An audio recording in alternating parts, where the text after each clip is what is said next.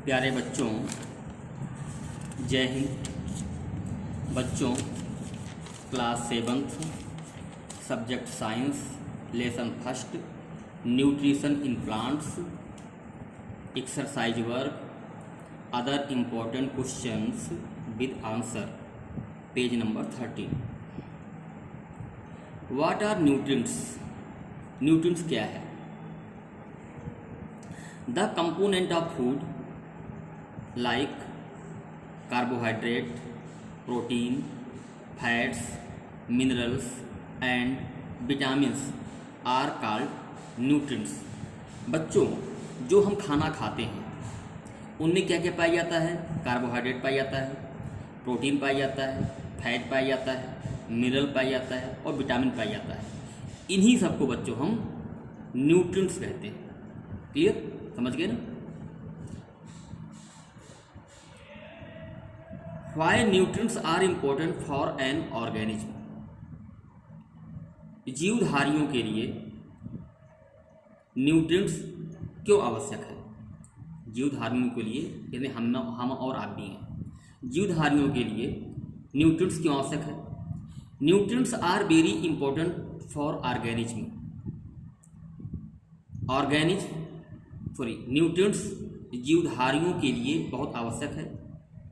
As these enable to build their bodies, to grow, to prepare damaged part of their bodies। बच्चों, जो nutrients क्या करता है बच्चों? बुल्ड देयर बॉडीज, ये हमारे शरीर को बनाता है। टू ग्रो, हमारे शरीर को में वृद्धि करता है। To repair damaged part of their bodies, ये हमारे शरीर में अगर कहीं कट फट जाता है या कोई रोग हो जाता है तो उसको बच्चों ठीक करता है। And provide energy to carry out life process, और हमारे जीवन प्रक्रम को आगे ले जाने के लिए हमें ऊर्जा प्रदान करता है। ठीक। What is nutrition? न्यूट्रिशन क्या है? What is nutrition? ये था बच्चों न्यूट्रिएंट्स और न्यूट्रिशन में, दोनों में अंतर जानना बच्चों बहुत जरूरी है। Nutrition is the mode of intake food. Nutrition भोजन लेने का एक तरीका है। न्यूट्रिशन क्या बच्चों?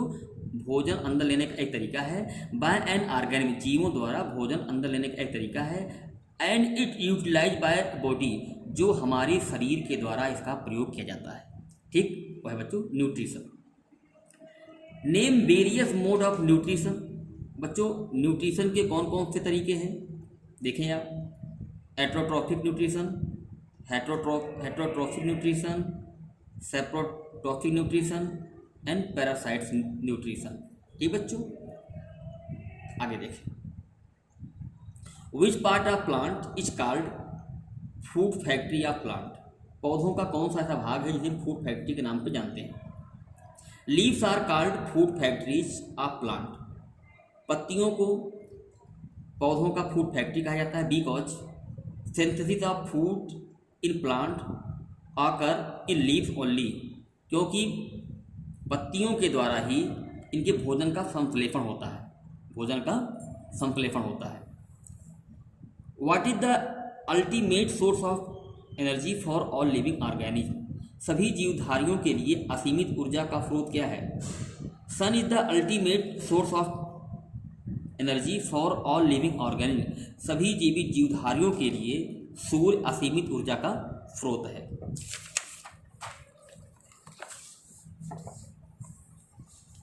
Write down the function of stomata. Stomata का फंक्शन क्या बच्चों? स्टोमाटा के कार्य क्या है बच्चों?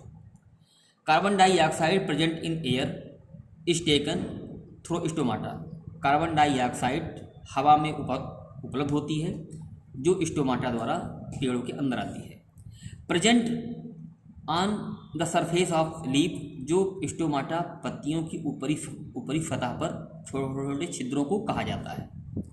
Carbon dioxide is needed by plants by synthesis of food. अपने भोजन के संश्लेषण के लिए पौधों को कार्बन डाइऑक्साइड की आवश्यकता होती है।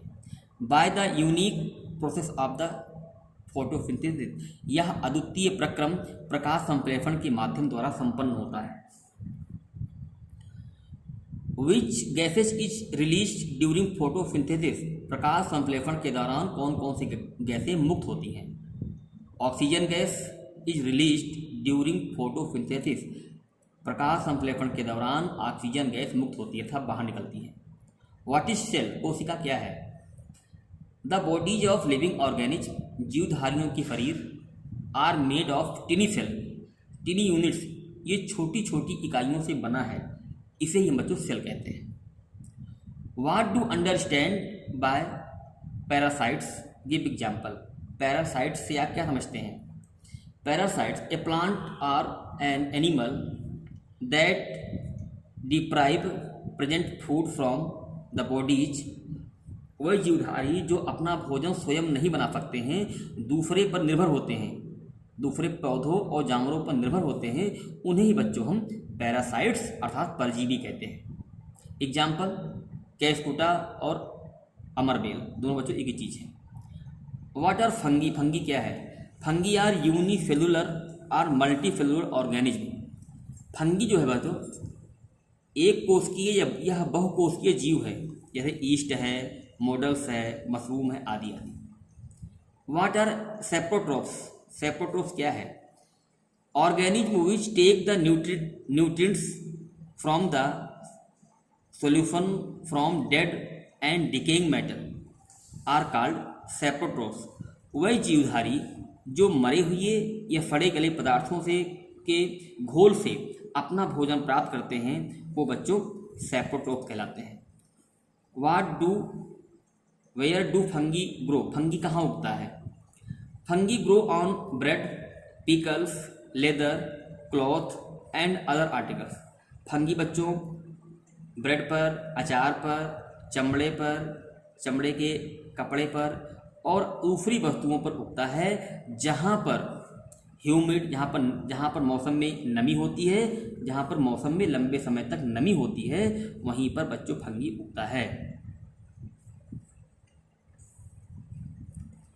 Explain why fertilizers and manures are needed to the field from the time to time। इसकी व्याख्या करें कि समय समय पर खेतों को रासायनिक खाद और गोबर की खाद की जरूरत क्यों पड़ती है। वी नो दैट हम जानते हैं कि plant absorb mineral nutrients from the soil पौधे मिट्टी से खनिज पोषण को सोखते हैं। So their amount of soil keep on decline अर्थात जितनी मात्रा में पौधे पोषण लेते हैं मिट्टी से उतनी ही उसमें पोषण की कमी हो जाती है। किसमें? मिट्टी में। Fertiliser and manure contain nutrients such as nitrogen, potassium और फास्फोरस अर्थात रासायनिक खाद और गोबर की खाद में क्या पाया जाता है बच्चों? नाइट्रोजन, फास्फोरस और potassium. Therefore to overcome to deficiency of these nutrients of the soil मिट्टी में इन पोषक तत्वों की कमी हो जाती है। We need to add these fertiliser and manure इसलिए हमें मिट्टी में रासायनिक खाद और गोबर की खाद समय समय पर मिलाना पड़ता है ताकि मिट्टी की उत्पादकता या मिट्टी की ऊर्जा लगातार बनी रहे। बच्चों इसे अच्छी तरीके से आप पढ़ लीजिएगा, समझ लीजिएगा। ये लेसन एंड हुआ। जय हिंद।